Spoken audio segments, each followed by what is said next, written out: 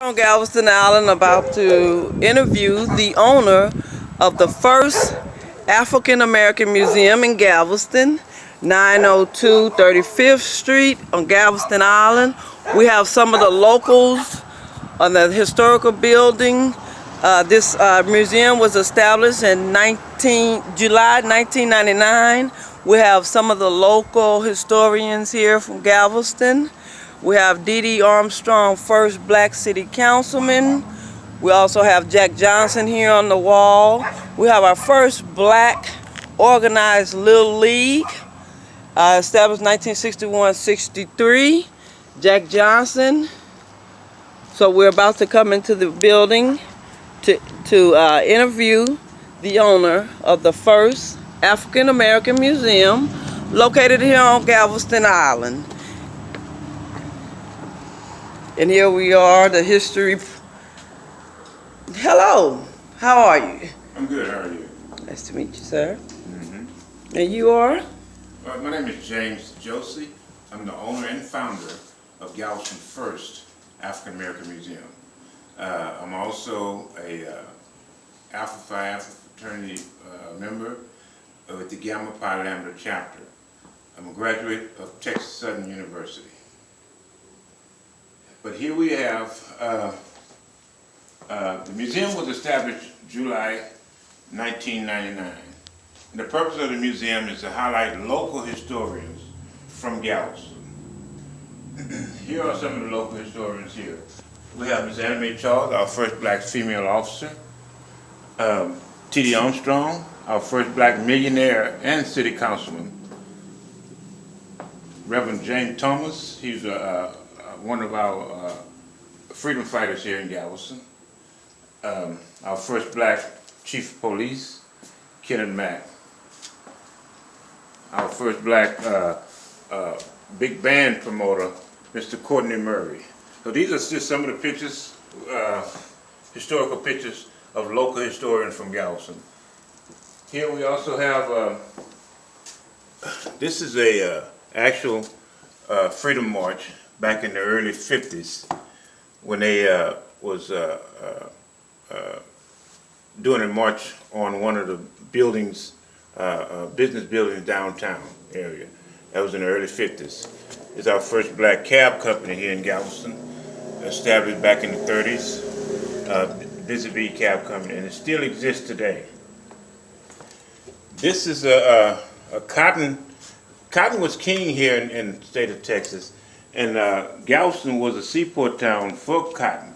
It comes here. Cotton would come here from the cotton fields back in Alabama, Mississippi, Louisiana. It would come to Galveston, and the workers would take it and put it in warehouses here in Galveston. In fact, Jack Johnson was one of the workers back then that worked the cotton field. This is my artifact room. The artifact room, these were items given to me by family members of the historians, like Miss Anna Mae Charles' badge and her jacket. These are 1900 Storm irons. That's Jack Johnson himself. These were toys that kids actually play with back in the 30s and 40s and 50s. You have a yo-yo, you have your skates, bolo bats. Central High School, if you read outside, Central High School was our first black high school in the state of Texas. And here's some of the albums that was used back then. When they say Central High School was the first black high school, that means that all other, I'm talking about Houston, Dallas, San Antonio, all other cities, the furthest they went in higher education was 5th, 6th grade, but they had to come to Galveston to get a higher education. So Central High School became the first black high school in the state of Texas. Okay.